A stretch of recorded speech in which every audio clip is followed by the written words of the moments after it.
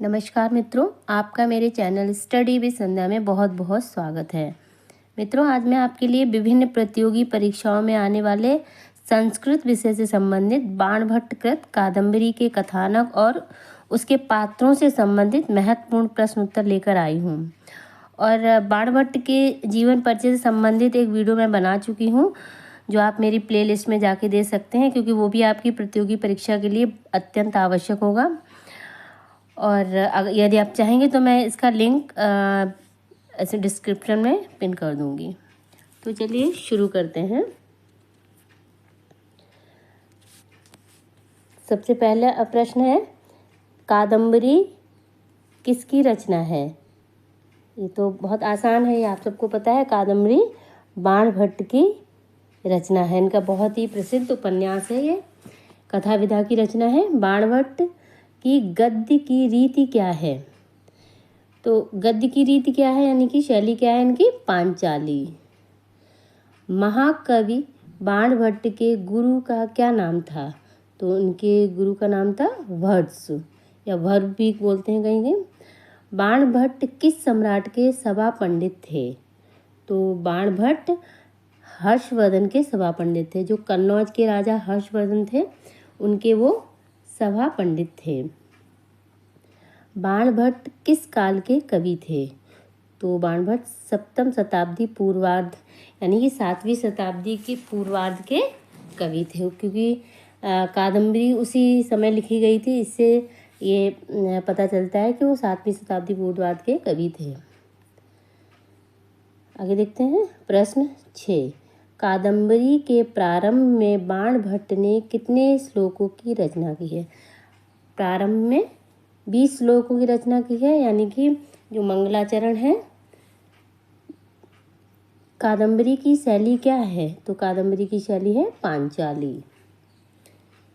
कादम्बरी शब्द का क्या अर्थ होता है? कादम्बरी का अर्थ क्या होता है? मदिरा।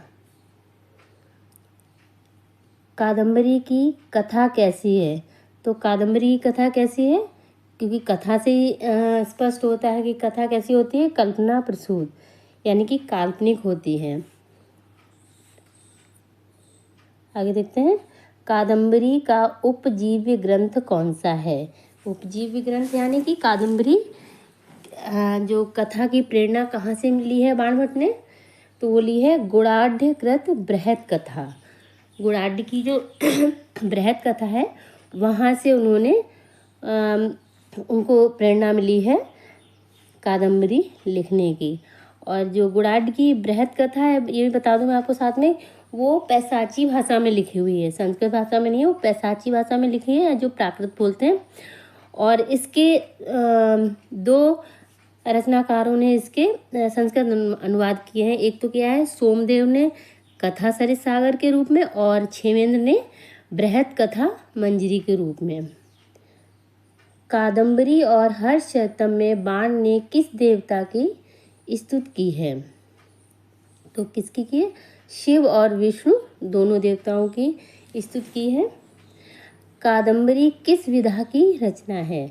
तो कादम्बरी कथा विधा की रचना है, या ये इसको उपन्यास कहा जाता है। ये बहुत ही उपन्यास होता है कि जो जिसकी लंबाई काफ़ी हो और जटिलताएं एक निश्चित रूप में हो। और इसको तो अभी इसमें कादम्बरी वो सारे गुण हैं, यानी कि उपन्यास की लंबाई काफ़ी होती है, एक निश्चित जटिलता होती है, एक जो गद्य का जो आविष्कृत कथा का जो आविष्कृत रूप है, उसको उपन्यास कह सकते हैं हम। और जिसमें अनुभव के साथ कल्पनाशीलता भी होती है। तो ये विश्व का इसको पहला उपन्यास माना गया है कादम्बरी को। कादम्बरी का विभाजन कितने भागों में किया गया है?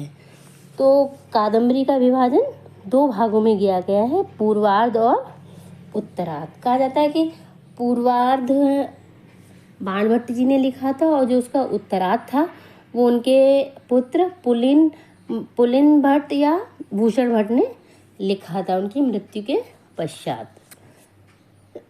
आगे देखते हैं। कादम्बरी के प्रथम मंगलाचरण में किसकी स्तुति की गई है? तो प्रथम मंगलाचरण में त्रिगुणमय परब्रह्म की स्तुति की गई है। और साथ ही बता दूं कादम्बरी का जो मंगलाचरण है वो कैसा है, नमस्कारात्मक। कादम्बरी की कथा कितने भागों में विभक्त है, तो 2 भागों में विभक्त है, पूर्वार्ध और उत्तरार्ध।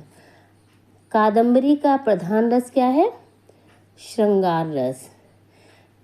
ये तो जिसने भी कादम्बरी कथा पढ़ी होगी उसको अच्छे से पता होगा कि इसका प्रधान रस श्रृंगार रस है।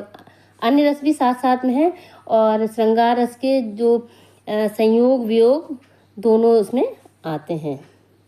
कादम्बरी कथा की नायिका कौन है, कादम्बरी कथा की नायिका कादम्बरी है, कादम्बरी के ऊपर ये उपन्यास लिखा गया है। कादम्बरी कथा की नायिका किस प्रकार की है, तो नायिका कैसी है उसकी, स्वकीया या मुग्धा नायिका बोल सकते हैं। तो नायिकाएं कितने प्रकार की होती है, वैसे नायिकाएं 3 प्रकार की मानी गई हैं, स्वकीया, परकीया और एक सामान्य। स्वकीया जो अपने ही प्रेमी, अपने ही पति को पर आसक्त हो, परकीया जो परपुरुष पर आसक्त हो, सामान्य वो होती है जो किसी लोभ या प्रलोभन बस आसक्त होती है। आगे देखें, कादम्बरी के पिता का क्या नाम था, तो कादम्बरी के पिता का नाम था चित्ररथ।